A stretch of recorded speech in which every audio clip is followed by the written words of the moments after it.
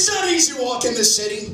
Endlessly dull cement sidewalks stretching into the uncertain future, car culture careening around us at cell phone speeds, every one-story block looking very much like another. The pavement of Los Angeles drags at your legs, the sun baking you into a lather of regret that your occasional environmental enthusiasm even tried to save a little gas here and there. And we all see what happens to the people that only walk around here, don't we? The lone wolf walkers that haunt the streets, going from pointless place to nowhere special, skin turned an angry, jerky red, their hair and eyes yellowed with exposure. All of their baggage piled up and grocery cart pushed before them for the rest of us commuters to contemplate and ignore. Walking in this town implies that you are a lower class citizen. The only time that I really walk around here, I'm doing one of three things. One, I'm urban death marching my way to my audition from the remote Martian parking place that I've been forced to unearth rather than pay $10 to a merciless 20-something valet that already knows that I'm never gonna get the fucking part.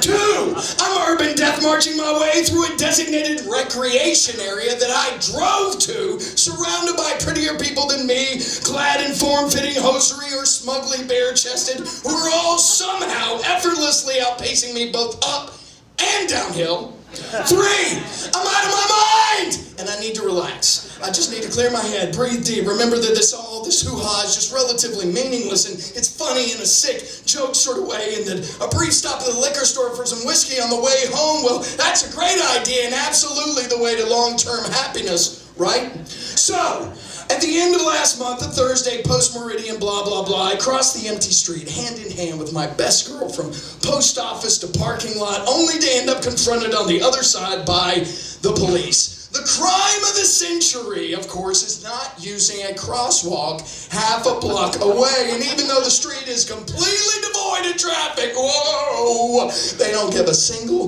pig fuck. They don't want to smile. They don't want to hear it. They're already bored of my shit and just want to finish their watch without incident. But for me, they're going to make an exception. For I have pissed on the social contract, and it's their job to clamp my flow. Jaywalking is the case that they gave me.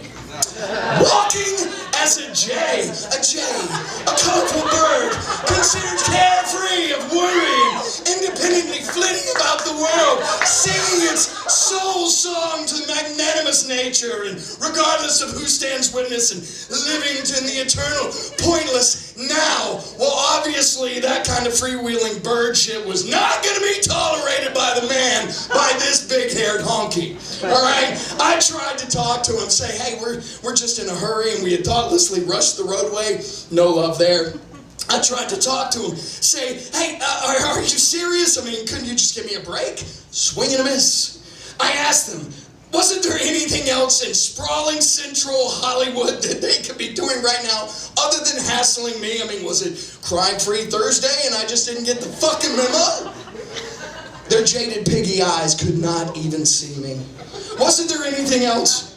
They consented just to cite me and not the girl, and I told him it was me and culpa, and she was just an innocent dragged in the wake of my reckless criminality, and they told me next time she better think for himself, and implying that she was brainless and subject to the whimsical nature of bad boys like me, and if she didn't straighten up the next time, she might find herself in the hoosegow. So, then they lectured me about people being run down daily in the mean LA streets, but I knew the real crime was the same crime that it's always been, getting caught. And as the boys in Babylon Blue talked, I jaywalked away. Walk! I was in the Himalayas again, hiking the hazardous mountain trails that promised nothing less than certain mangled death if my feet fell away from me for one unguarded moment. Walk! I was winding my way through the honking human habitat that is Delhi, India, where the law of survival is. If it's bigger than you, you move the fuck out of the way, but otherwise, life is for living!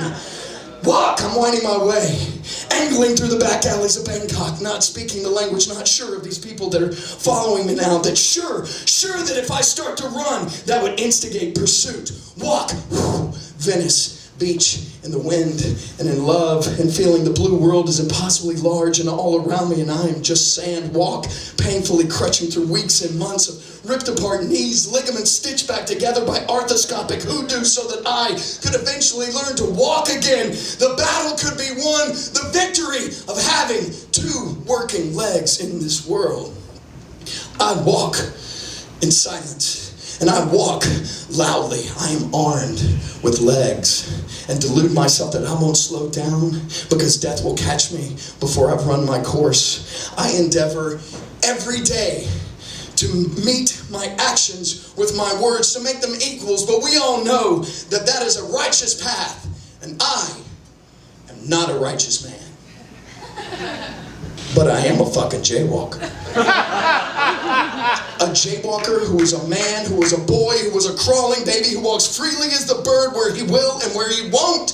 And they may say to you in the big brilliant book of busybodies that they know, but you walk on. They can spell it out for you and say, you're the one, special, focused on, definitely trouble, get in line, fight our war. Walk on. They can tell you that they are the tellers and you are the told. But you had better walk the fuck on, my friends, because they talk a gilded cage. They walk a grave line. And you can feel it in your birthright, in your bones right now, my brothers and sisters. Can't you just? You know that. It's not easy to walk in this city, in this body, in this life of cold and fire, but here you are moving your matter, just a matter of your momentum. Step by step, we leave our fate behind us, footprinting ripples of invisible choices that blaze a path for the people we want to be. Today, tomorrow, a million years of walking away.